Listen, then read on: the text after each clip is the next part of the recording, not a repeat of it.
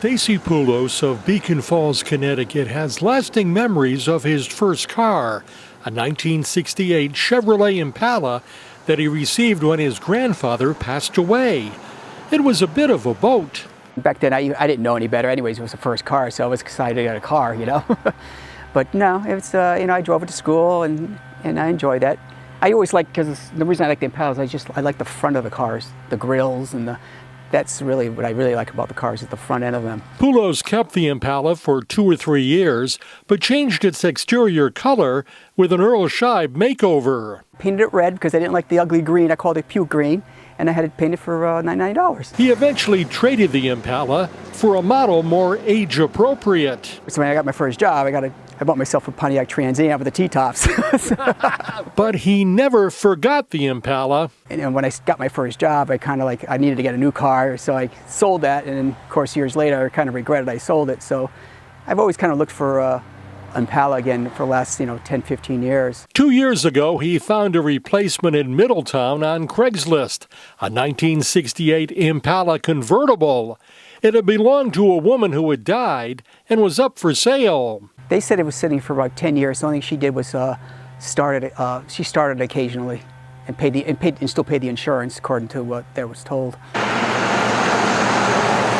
And so they did a lot of cleanup. They did battery. They put a new battery in it. They had to redo the ignition key because they couldn't even find the keys for the car. They cleaned it up and stuff like that. The only thing I really had to do was replace the tires because they were still, pretty bad.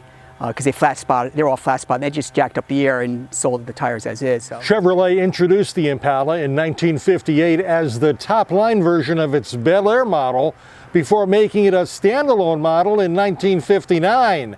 From 1958 through 1975, it was distinguished by 3 rear taillights on either side. It did take some elbow grease, though, to make the Impala sparkle. So I did a lot of deep cleaning myself, even though they did a good job cleaning it, but it still had the bad mildew smell and stuff. So I did that. I bought a lot of stuff and worked on it. And I redid the black top the top because the top was a little faded, but it's nice now.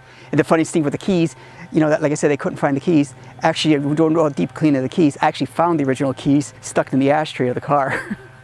Poulos has tweaked the Impala. I put another rear mirror on the passenger side because it's so big to back up, it's hard to see. I just replaced the radio with an AM/FM retrofit radio, but no, it drives fine and there's no mechanical issues. I've had a couple people look at it and they said no. It looks really good for with 62,000 original miles. And I saved the original hubcaps, but I did change the wheels. I wanted to give it a little more dressed up look. Having been able to relive his youth, Poulos is taking advantage of the opportunity. Do you drive it a lot? Oh yeah, I try to take car shows every weekend if I can. That's Ride Connecticut. I'm Bud Wilkinson, and if you haven't done so already, please subscribe to Ride Connecticut's YouTube channel.